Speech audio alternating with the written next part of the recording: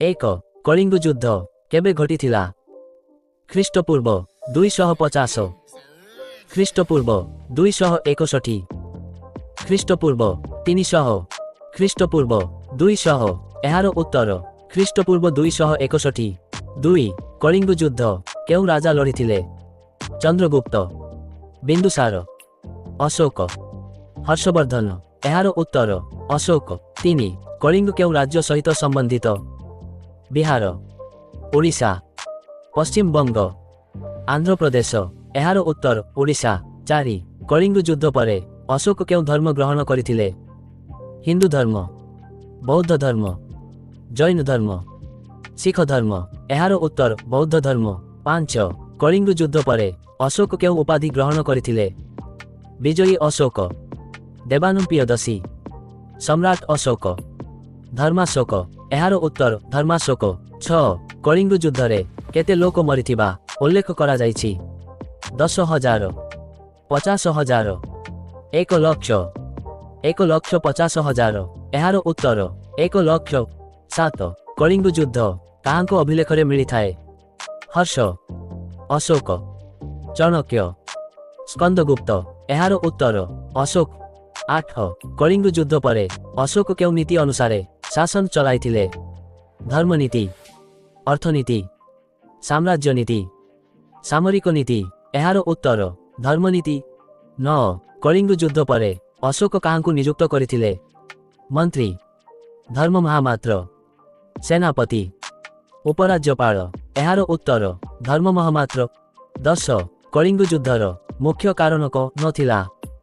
ସୀମା ବିବାଦ, ବ୍ୟାପାର, ସାମ୍ରାଜ୍ୟ ବିସ୍ତାର, ଧର୍ମ ପ୍ରସାର।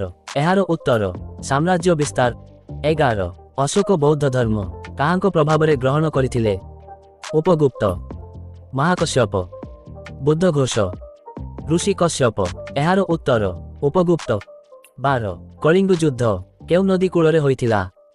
ଗଙ୍ଗା, ଦୟାନଦୀ, ମହାନଦୀ, ସୁବର୍ଣ୍ଣରେଖା। ଏହାର ଉତ୍ତର ଦୟାନଦୀ।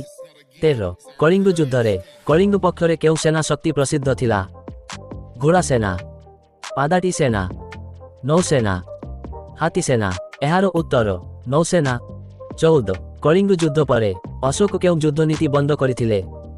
ବିଜୟ ଯୁଦ୍ଧ, ରକ୍ଷା ଯୁଦ୍ଧ, ଦଣ୍ଡ ଯୁଦ୍ଧ, ଧର୍ମ ଯୁଦ୍ଧ। ଏହାର ଉତ୍ତର ବିଜୟ ଯୁଦ୍ଧ। 15 କଳିଙ୍ଗ ଯୁଦ୍ଧ କେଉଁ ସାମ୍ରାଜ୍ୟ ବିରୋଧରେ ହୋଇଥିଲା? ମୌର୍ଯ୍ୟ ସାମ୍ରାଜ୍ୟ, ଗୁପ୍ତ ସାମ୍ରାଜ୍ୟ, ହର୍ଷ ବଂଶ, କୁଷଣ ବଂଶ। ଏହାର ଉତ୍ତର ମୌର୍ଯ୍ୟ ସାମ୍ରାଜ୍ୟ। 16 କଳିଙ୍ଗ ଯୁଦ୍ଧ ପରେ ଅଶୋକ କେଉଁ ଯାତ୍ରା ପ୍ରଚାର କରିଥିଲେ? ଯୁଦ୍ଧ ଯାତ୍ରା, ଧର୍ମଯାତ୍ରା, ବ୍ୟାପାର ଯାତ୍ରା, କୃଷି ଯାତ୍ରା। ଏହାର ଉତ୍ତର ଧର୍ମଯାତ୍ରା। 17 କଳିଙ୍ଗ ଯୁଦ୍ଧ ଉଲ୍ଲେଖ କେଉଁ ଅଶୋକ ଶିଳାଲେଖରେ ମିଳେ? ଶିଳାଲେଖ 1, ଶିଳାଲେଖ 8, ଶିଳାଲେଖ 13, ଶିଳାଲେଖ 5। ଏହାର ଉତ୍ତର ଶିଳାଲେଖ 13। 18 ଅଶୋକ କାହିଁକି ଯୁଦ୍ଧ ବନ୍ଦ କରିଥିଲେ? ପରାଜୟ, ସେନାର ଅଭାବ, ରକ୍ତପାତ ଦେଖି ଅନୁତାପ, ଅନ୍ୟ ରାଜ୍ୟର ଆକ୍ରମଣ। ଏହାର ଉତ୍ତର ରକ୍ତପାତ ଦେଖି ଅନୁତାପ। 19 କଳିଙ୍ଗ ଯୁଦ୍ଧ ହେବା ସମୟରେ କଳିଙ୍ଗର ଶାସକ କିଏ ଥିଲେ? ଗୋପୀନାଥ, ଦନ୍ତବ୍ୟ, ରାଜା ଅନ୍ତିୟ, ରାଜା ଶ୍ରୁତ୍ୟୁ। ଏହାର ଉତ୍ତର ରାଜା ଅନ୍ତିୟ। 20 କଳିଙ୍ଗ ଯୁଦ୍ଧ ପରେ ଅଶୋକ କେଉଁ ଶାସନ ପରିକଳ୍ପନାକୁ ଅଗ୍ରଗତି ଦେଇଥିଲେ? ସାମରିକ ଶାସନ, ଧର୍ମ ଆଧାରିତ ଶାସନ, ବ୍ୟାପାର ଆଧାରିତ ଶାସନ, ଅର୍ଥନୀତିକ ଶାସନ। ଏହାର ଉତ୍ତର ଧର୍ମ ଆଧାରିତ ଶାସନ।